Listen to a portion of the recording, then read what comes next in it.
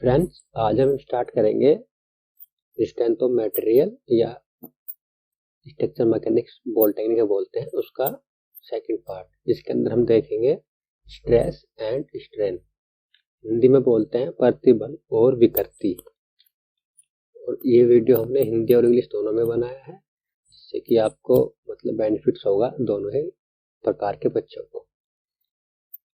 चलिए देखते हैं। सबसे पहले देखते हैं स्ट्रेस। तो stress is the ratio of internal resistive force produced when the substance is deformed to the area over which the force acts. In equilibrium, the force is equal in magnitude to the external applied force. इसका कहने का means है कि जब भी हम किसी भी मटेरियल पर या किसी सब्सटेंस पर फोर्स लगाते हैं तो उसमें डिफॉर्म होता है, तो डिफॉर्मेशन होता है, तो उसके अंदर एक रेजिस्टिव फोर्स डेवलप होती है जो कि किसके बराबर हो जाती है, लगाए गए फोर्स के बराबर। तो हमारा स्ट्रेस क्या हो जाता है, लगाया गया फोर्स डिवाइड बाय एरिया, उसे हम बोलते हैं स्ट्रेस। और इंटरनल रेजिस्टिव फोर्स क्योंकि लोड के बराबर हो जाएगी तो उसे हम बोलेंगे internal resistive force upon area is called stress. Okay. Newton per metre square in SI in CGS dyne per centimetre square, और इसकी डायमेंशन हमारी होती है ml-1 t-2। अब हम देखते हैं हिंदी में डेफिनेशन क्या होती है इसकी। हिंदी में बोलते हैं प्रतिबल जब किसी बॉडी या ऑब्जेक्ट पर एक्सटर्नल फोर्स या बाहरी बल अप्लाई किया जाता है तो बॉडी का मटेरियल एक रेजिस्टेंस पैदा करता है जो लगाया गया बल का विरोध करता है। यह रेजिस्टेंस फोर्स मैथमेटिकली लगाए गए फोर्स के इक्वल होता है। इस प्रकार आंतरिक बल तथा अनुप्रस्थ काट के क्षेत्रफल के अनुपात को प्रतिबल कहते हैं। ठीक है, समझे। और समझते हैं एनिमेशन से। मान लीजिए ये कोई हमारी बीम है या कोई मटेरियल है, इसका क्रॉस सेक्शन एरिया क्या है, ए है। इस पर एक फोर्स P मतलब लगाया गया है। तो देखो फोर्स जब से पीस से हम काट के देखते हैं इसे मटेरियल को या बीम को या बॉडी को कोई भी हो, तो उसके फोर्स के अपोजिट एक इंटरनल रेजिस्टिव फोर्स लगा हुआ जिसे हमने क्या किससे दर्शाया, P से। अब देखिए तो हमारी स्ट्रेस क्या हो जाएगी, internal resistive force upon cross section area. तो इंटरनल रेजिस्टिव फोर्स क्या है हमारे यहाँ पर, P, और क्रॉस सेक्शन एरिया क्या है, A। तो इस प्रकार हमारा stress equal to P upon A हो जाएगा। ठीक है। अब हम देखते हैं टाइप्स ऑफ स्ट्रेसेस कौन कौन सी है। देखो स्ट्रेसेस के अंदर कौन कौन से स्ट्रेस आते हैं। डायरेक्ट स्ट्रेस आती है, डायरेक्ट स्ट्रेस सिंपल स्ट्रेस बोलते हैं। इंडक्ट स्ट्रेस है, शियर स्ट्रेस, नॉर्मल स्ट्रेस। ये हम चीज़ें आगे एक एक करके पढ़ेंगे। तो सबसे पहले हम पढ़ते हैं normal stress. Normal stress is basically defined as the stress acting in a direction perpendicular to the area. ठीक है। तो हमारा जो एरिया के परपेंडिकुलर होगी उसे हम बोलेंगे नॉर्मल स्ट्रेस। देखिए नॉर्मल स्ट्रेस के अंदर ही आते हैं tensile stress. We can define the tensile stress as the stress develop in a member due to pulling action of two equal and opposite direction of force. Is it represented by sigma T. कहने का मतलब ये है कि जब भी कोई body को हम वहाँ पर हमें टेंसाइल फोर्स लगेगी, वो उसे पुल करने की कोशिश करेगी। ठीक है। तो अगर हम इसे बीच से काट के देखते हैं तो उसके फोर्स के अपोजिट एक हमारा क्या लगता है, एक हमारा फोर्स लगता है जो कि हमारा क्या होता है, इंटरनल रेजिस्टिव फोर्स, जिसे हमने P से बताया गया है यहाँ पर। तो हमारा टेंसाइल स्ट्रेस क्या हो जाएगी, resistive force upon cross section area. यहाँ पर रेजिस्टिव फोर्स क्या है, P, जो कि F के बराबर होगी है। तो सिग्मा T मतलब tensile stress equal to P upon A होगा। ठीक है। हिंदी में देख लेते हैं तनाव प्रतिबल। जब किसी पिंड पर समान एवं विपरीत खिंचाव बल लगता है तो पिंड में उत्पन्न हुए प्रतिबल को तनाव प्रतिबल कहते हैं। ठीक है। और संपीड़न प्रतिबल क्या होगा, जब किसी पिंड पर समान और विपरीत बल लगाए जाते हैं, जब पिंड को दबाते हैं तो पिंड में उत्पन्न प्रतिबल को संपीड़न प्रतिबल कहते हैं। कंप्रेसिव स्ट्रेस इन इंग्लिश में देखो, वही था कि यहाँ पर क्या लगेगा, फोर्स लगेगा कंप्रेसिव। इस कंप्रेसिव फोर्स के वजह से उसके अंदर रेजिस्टेंस डेवलप होगी। वो रेजिस्टेंस क्या हो गया, रेजिस्टेंस फोर्स वो हो गई पी। तो हमारा सिग्मा सी होगा resistive force upon cross section area.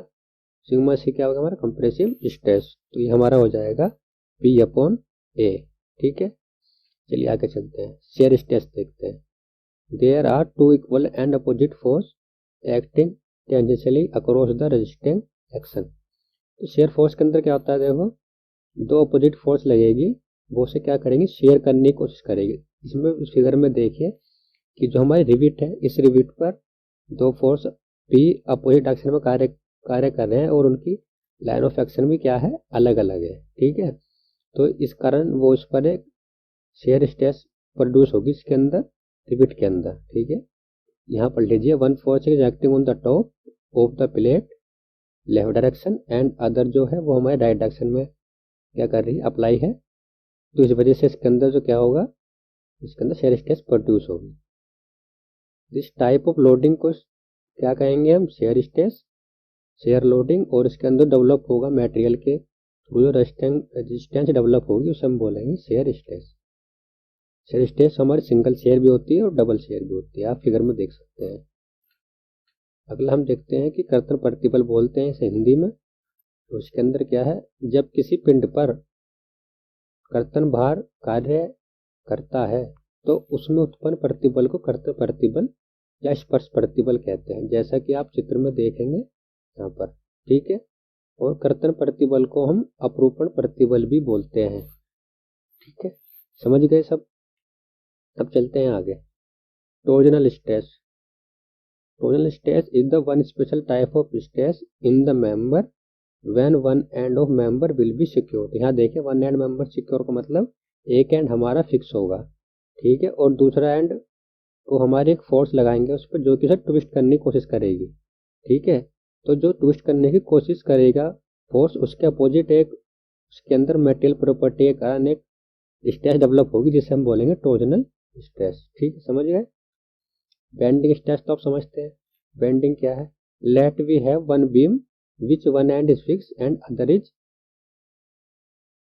Loaded by P. तो एक हमारी बीम है जिस पर एक एंड फिक्स है, दूसरा एंड हमारा कहाँ लगाया गया है, दूसरे एंड पर पी फोर्स लगाया गया है। तो पी फोर्स की वजह से वो क्या डिफ्लेक्ट होना शुरू हो गया, दिखाया है फोर्स फिगर में। तो bending stress will be determined with the help of following formula. देखो, जब उसमें हमारा एक एंड फिक्स है, दूसरा एंड फ्री है, उस पर फोर्स लगाया गया है, तो वहाँ पर वो उसे डिफ्लेक्ट करने की कोशिश करेगा, लेकिन उसके अपोजिट एक ड्यू टू मटेरियल की प्रॉपर्टी क्या होगी, एक स्ट्रेस प्रोड्यूस होगी, तो उसको बोलेंगे बेंडिंग स्ट्रेस। जिसे हम निकालते हैं इसकी इक्वेशन से, इसे ज़्यादा मत देखिएगा, अभी कन्फ्यूजन होंगे तो इसके बारे में आगे डिटेल्स में है। तो सिग्मा बी होता है equals to M Y upon I, इतना आप याद रखिएगा। ठीक है, हिंदी बोलते से नमन प्रतिबल, जब किसी दहन पर भार से अनुप्रस्थ भार कार्य करता है तो उसके आकार में परिवर्तन नमन के रूप में होता है। ठीक है, जैसे लोड, यहाँ लोड अगर होगा तो बेंडिंग के रूप में क्या होगा, इसमें आकार में परिवर्तन होगा, अर्थात दहन का उस भार के कारण झुकाव होता है।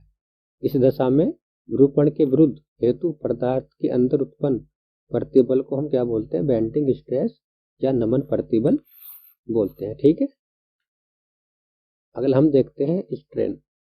स्ट्रेन क्या होता है, it is the ratio change in size और shape to the original shape और साइज। ठीक है, इट हैज, हिंदी में हम देखते हैं क्या बोलते हैं, हम जानते हैं कि बाहरी बलों के प्रभाव में पिंड में आकार में परिवर्तन तथा विरूपण आता है। अतः इस प्रकार हम कह सकते हैं कि आकार में परिवर्तन तथा प्रारंभिक आकार के अनुपात को हम क्या कहते हैं, विकृति कहते हैं। तो स्ट्रेन इक्वल टू होगा चेंज इन साइज और शेप अपॉन ओरिजिनल साइज और shape.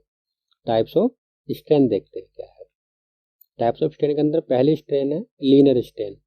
Linear strain will be basically defined as the ratio of change in length of the body to the original length of the body. ठीक है, linear strain might be tensile और compressive depending on the type of loading. ठीक है, हम देखते हैं, देखो यहाँ पर एक हमारी टेंसाइल फोर्स लगी है, तो टेंसाइल फोर्स के कारण पहले हमारी बीम की लेंथ थी L और उसके बाद उसकी लेंथ में क्या चेंज हुआ, डेल्टा एल चेंज हो गया। तो टोटल लेंथ कितनी होगी, डेल्टा एल प्लस एल।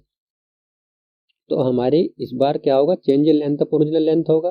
तो लीनियर स्ट्रेन को हम बोलेंगे डेल्टा एल अपॉन एल। ठीक है, ऐसे ही देखो इसे हिंदी में लिखा गया है, तनाव तथा संपीड़न प्रतिबल। जब किसी छड़ पर तनाव बल लगाया जाता है तो छड़ की लंबाई में वृद्धि हो जाती है। माना कि छड़ की प्रारंभिक लंबाई एल तथा तनाव लगने के बाद यह लंबाई एल प्लस डेल्टा एल हो जाती है, अर्थात डेल्टा एल की वृद्धि हो जाती है। लंबाई में वृद्धि तथा प्रारंभिक लंबाई के अनुपात को तनाव विकृति कहते हैं। इस प्रकार जब छड़ पर संपीड़न बल लगाया जाता है तो उसकी लंबाई डेल्टा एल घट जाती है। तो इस प्रकार क्या होगा, इस प्रकार लंबाई घट जाएगी तो वहां पर क्या होगा, वहां भी delta L by L strain कहलाएगा। ठीक है, तनाव और संपीड़न प्रतिबल दोनों रैखिक विकृति है, मतलब लीनियर स्ट्रेन है। ठीक है, कर्तन विकृति क्या होती है, कर्तन बल के प्रभाव में किसी घनाकार पिंड पर उत्पन्न कोणीय विरूपण का मापन कर्तन विकृति कहलाता है। ठीक है, चलते हैं आगे। लेटरल स्ट्रेन देखते हैं। अब जो हमने फोर्स लगाया था जिस डायरेक्शन में, उस डायरेक्शन के परपेंडिकुलर, मतलब उस डायरेक्शन के दूसरे डायरेक्शन में जो हमारी स्ट्रेन आएगी उसे हम बोलेंगे linear strain. Consider the same figure at displayed above. Lateral strain will be the strain at perpendicular और right angle to the direction of applied force. मतलब कि जिस तरफ हम फोर्स लगाएंगे उसके परपेंडिकुलर जो हमारी फोर्स की वजह से जो स्ट्रेन होगी उसे बोलते हैं lateral strain. Therefore we can define या lateral strain as, lateral strain will be basically defined at the ratio of change in width. देखो अगर हमारी रेक्टेंगल है बीम तो उसमें चेंज ऑफ विड्थ होगा, जो सर्कुलर बार है तो उसमें डायमीटर चेंज होगा of the body to the original width of the body. ठीक है, तो देखो लेटरल स्ट्रेन फिगर में दिखाया गया है E2 करके, तो E2 इक्वल्स टू है minus sigma B by B, minus इसलिए क्योंकि उसका डायमीटर कम होगा या विड्थ कम होगी। ठीक है, अगला हम चलते हैं volumetric strain. When an object will be subjected to a system of force. देखो जब किसी ऑब्जेक्ट पर फोर्स लगेगा object will undergo some change in dimension and hence volume of that object will be change. तो क्या होगा, जब उसमें डायमेंशन चेंज होगी तो उसका वॉल्यूम भी चेंज हो जाएगा। तो वॉल्यूमेट्रिक स्ट्रेन क्या हो जाएगी, volumetric strain will be defined at the ratio of change in volume to the object to the original volume. ठीक है, volumetric strain also termed as bulk strain. इसे याद रखना कि इसे बल्क स्ट्रेन भी बोलते हैं। इसका फॉर्मूला क्या हो जाएगा, change in volume upon original volume. तो चेंज इन वॉल्यूम क्या हो जाएगा, delta V upon original V, मतलब ओरिजिनल वॉल्यूम। हिंदी में देखें इसे, हम जानते हैं कि पिंड पर कार्य बल लगाया, जब कुछ पिंड पर बल लगाया जाता है तो उसके आकार में परिवर्तन आता है। इस प्रकार आयतन में परिवर्तन तथा प्रारंभिक आयतन के अनुपात को हम आयतन विकृति बोलते हैं। बिल्कुल सिंपली लैंग्वेज में लिखा है, आपको समझ में आ जाएगा। चलिए, अगर आपको हमारा लेक्चर पसंद आया तो चैनल को सब्सक्राइब कीजिए और दोस्तों के साथ शेयर कीजिए। धन्यवाद।